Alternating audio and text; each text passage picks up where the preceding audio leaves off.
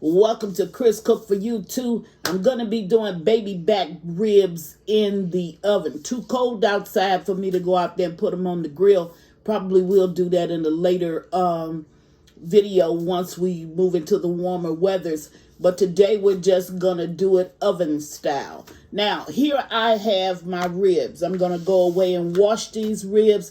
Then I'm going to show you how to pull that membrane in the back of the rib. Pulling the membrane will help these ribs to be a whole lot more tender than they would be. Now, on one of them, I'm not going to pull the membrane because I like a little fight in my ribs. So that one will be the one that I'll eat off of. But the rest of them, I'll go ahead and pull.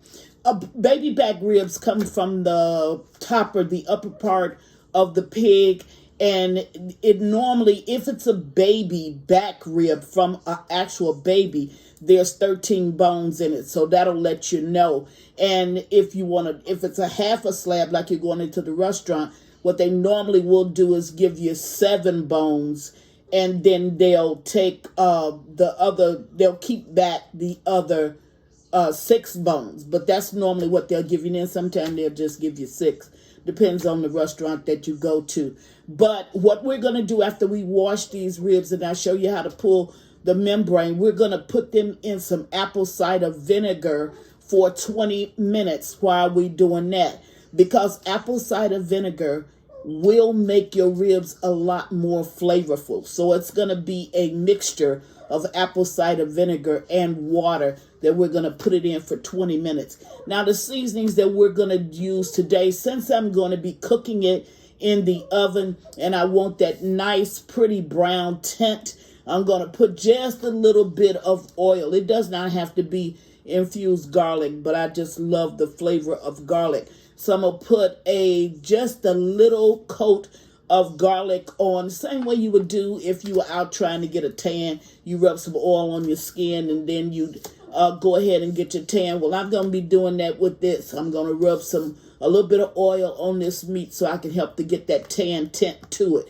Now, the seasonings that I'm going to use some garlic powder, some onion powder, and down front I got Big Mo. I'm going to use some Big Mo seasoning. And in that, it has the salt in it. If you don't have Big Mo, don't even worry about it. I'm not plugging it. Just go ahead and get whatever it is that you normally put on your ribs. You can put that on your ribs. Now, before I actually do my rub, so I can put it in the oven, that's when I'm going to soak it in this apple cider vinegar. So I'm going to go away, get these ribs all washed up, and then I'm going to come back and show you how to actually pull that membrane. Better to pull that membrane if you have a paper towel as opposed to trying to pull it with your hand because the membrane is really, really slippery. So I'm going to go away. I'll be right back. Okay, now I'm back. So I'm going to show you how to pull this membrane. But I want to count these bones in front of you if I can, upside down. 1, 2, 3, 4, 5, 6, 7, 8, 9, 10, 11, 12, 13 bones. And that's how you're going to tell that the pig was actually under 1 year old when you get ready to actually purchase it. It really don't matter. It's just the only thing that it does is your baby back ribs from a baby pig is going to be a lot tender if he's under 1 year old as opposed to being older. So in order to get this off, now this is not an easy process. This is a tedious process. And you're going to need paper towel in order to actually pull this skin.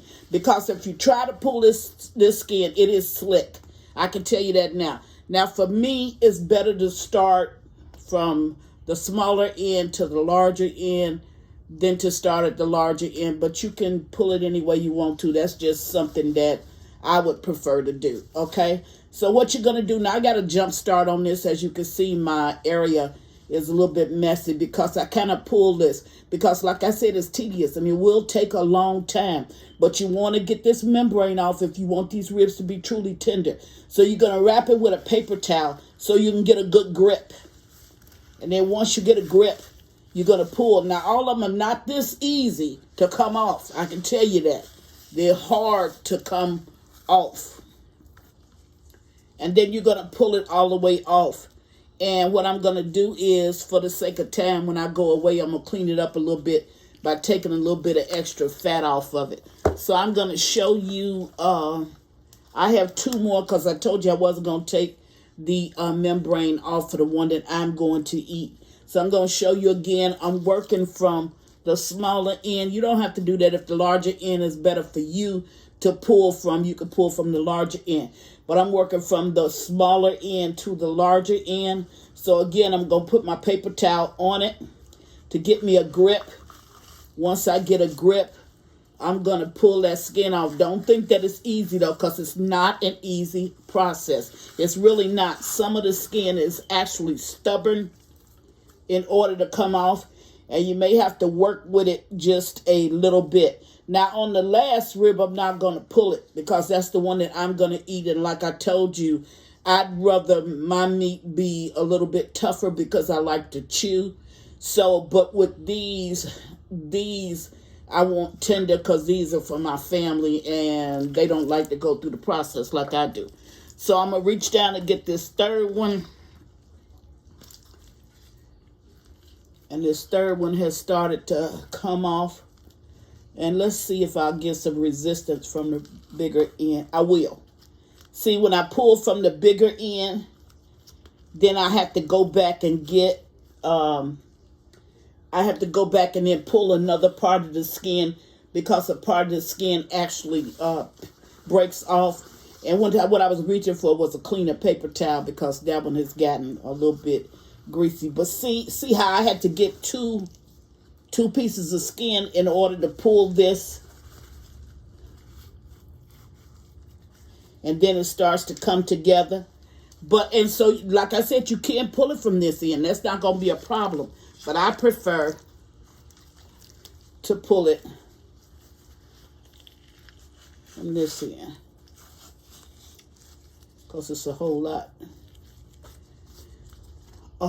easier for me, and it's not so time consuming. Now I'm going to clean this up before I meet you at the sink. And at the sink is where I'm going to put these actually in the soaking solution. Now here, I want to count these bones again if I can count them in front of you. 1, 2, 3, 4, 5, 6, 7, 8, 9, 10, 11, 12, 13 bones. Okay? So that's how you can keep track of it when you're actually buying it. Now, the last one I didn't pull because the last one is for me. Just wanted to show you how to do that process. Now your meat should really be tender, but it's going to be even more tender in the solution that we're going to soak it in, and it's going to be flavorful as well. So I'll meet you at the sink. Be right back. Okay, now I'm at my sink, and I'm going to cut on the cold water.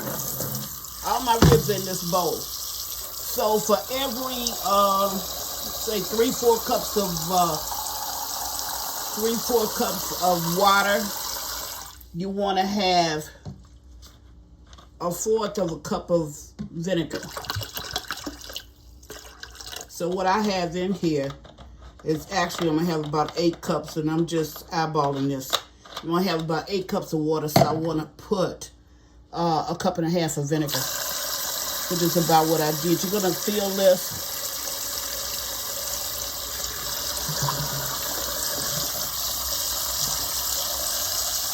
And you're going to allow this to sit in this water for 20 minutes.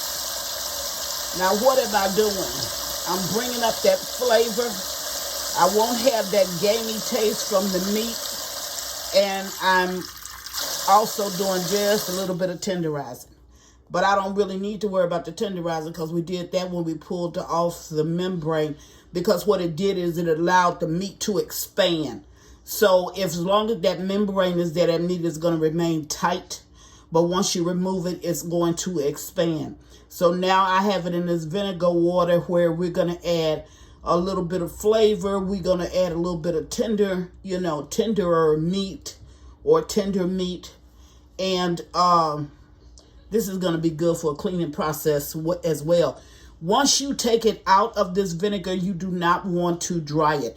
The only thing you want to do is to paper towel wipe it, or find, towel wipe it so that it does not have all of that water in it, all of that moisture. And then you're going to put just a little bit of a glaze with your any kind of oils that you may have. You can even use a Pam spray if you want to. Then you're going to put on your seasonings and you're going to put this in the oven. Now I'm going to open face cook this. I'm not going to wrap this in aluminum foil or any of that. I'm just going to cook this on the rack just like it is. Preset your oven at 350 degrees. You're going to cook this for roughly an hour, 45 minutes to 2 hours. But this meat is going to be tender and this meat is going to be good. Then we're going to put the glaze on it. So I'm going to go away, allow this to sit for 20 minutes. And when you see me again, I would have paper towel dried this meat and got it ready for the oil and the rub so we can put it in the oven. So go ahead about 10 minutes into this process and set your oven on 350. I'll be right back. Okay, now I'm back, and my ribs, I've already let them set for 20 minutes. So I'm going to go ahead and paper towel dry them off, and you will be able to smell some of the vinegar actually oozing out of the skins of the meat, but that's okay. So I'm going to do 2 of them, and then I can go away and do the other 2. But I just want to get this done to show you exactly how it actually goes. So you want a paper towel, dry them down as much as you can.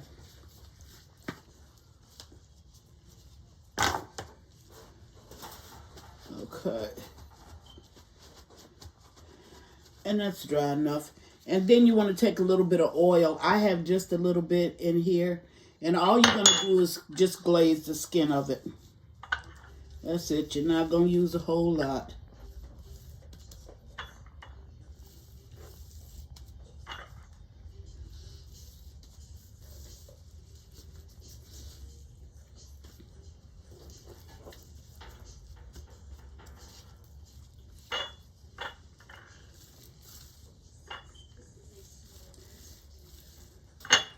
Okay, this is not this part of it is easy compared to you pulling that skin off of it. So I'm going to put some of the rub down on it.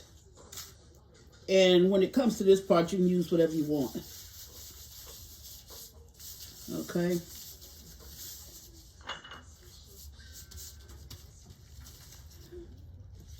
I'll turn this back over.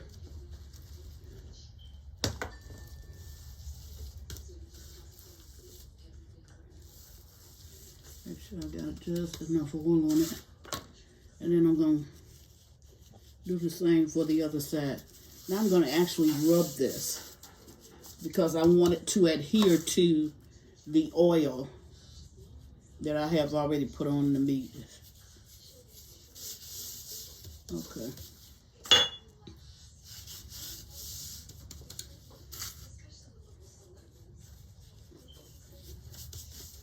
All right, you always want to see your seasoning on your meat, because if you can't see it, you don't have enough. So you want to make sure that you can see it. Now, here I have a pan with a rack in it. Why do I have the rack in there? Because I want the oils and the juices to actually drip down into the pan, but I don't want them to rest on my meat. Now, once you put it on here, once these oil drippings and whatever little liquid drippings is down in there, it's going to create like a steam, and when it comes back up, it's going to help to season the meat. One way to look at this is like if you're cooking on an open pit barbecue outdoor pit. Let's say you're cooking with a charcoal grill. Once you get your grill going, the smoke that comes up from the charcoal actually helps to smoke your meat. You taste that flavor inside of your meat. So that's the same way that this is going to be. That flavor, we're going to taste it inside of the meat. I just put a little bit more and I don't have to. So I'm going to lay that down on the rack. And I'm going to do the same thing with this one. I didn't need to put any more seasonings on there. I just got so much that I made so much. Might well do something with it. So I could just put it back on this meat. Now, I'm going to put this in my oven again, 350 degrees. I'm going to allow it to cook at least an hour and a half, an hour 45 minutes or a little bit more. And then I'm going to take it out. Okay, that's the way it's going in my oven. I'm going to move this one over and do the bottom rack. And I'll see you in about an hour and 45 minutes, at least an hour and a half. Be right back. Okay, the ribs are ready. Ugh. And I'm going to take them out. And there they are. See how nicely they browned? And as you can see, we lost one because these ribs were smelling so good until we just went ahead and ate one. And I'm telling you, they are delicious. I mean, truly, truly good. So what I'm going to do, I'm going to sauce them up. Then I'm going to put them back in the oven and get that glaze on it. And then I'm going to take them out. And that's when I'll serve up a plate. So I'll be right back. Once I glaze them down and then put them back in the oven, I'll bring you back to show you what it looks like. Be right back. Okay, I turned the stove up a little bit just so that this barbecue sauce can go ahead and cook on it. And there you have it. Look at how good those ribs look. And I'm telling you, they taste fantastic. So if you do what I did, you're going to get the same results as I get. So what I'm going to do is I'm going to meet you at the table and I'm going to dish up a plate. So I'll be right back. Okay, now I'm back and I'm at the table, of course. And I'm going to slice down and put a couple of these ribs. Actually, they are fall off the bone because look. And I'm trying not to. I should have cut it on a different plate, but there. Actually, they are. But you can't see it, so I'm going to see if I can pull one of these bones. Now, this is hot because you saw me just walk. There it go. See there? I just walked from the stove. These, I'm telling you that if you do this the way that you saw me do it, exactly the way that you saw me do it, you're going to get the same results that I got. And I'm telling you, these ribs are truly delicious. But it's hot. I can tell you right now, it's truly, truly hot. But I just wanted to fix a plate. And I do have a barbecue sauce online if you want to try that one. I'm just using a store blend. Actually, I love Baby Ray. And the one that I have online is similar to Baby Ray because it's a sweet barbecue sauce. But I just wanted to show you what this actually looked like. And what I'm having for dinner. So you have that. I'm going to put down 2 pieces of corn.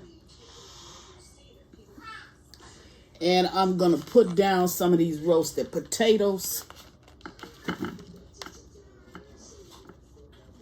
Now you can't tell me, you would still think that you are outside in your backyard. There you go. That plate looks delicious, and I'm telling you, it tastes fantastic. This is really, really good.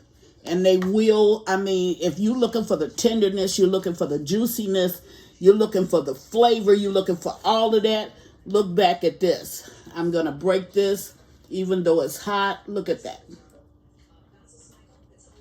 That's what you want. That's truly what you want. And if you do what I did again, you're going to get the same identical taste that we're going to get with this. These ribs were so good until they were smelling so good until I just had to pull a slab out. And when I pulled that slab out, me and my family, we tore that slab up. But I had to wait to finish out this meal. So that's what Chris is making today. Chris is making barbecued spare ribs in the oven, serving it with some corn on the cob and some roasted baby white honey potatoes. I think that if you try this, you are truly going to enjoy it. And as always, thank you for watching. Chris Cook for you too. Bye. Please follow me on Instagram and Facebook at Chris Cook for you too. And don't forget to share this video. Bye.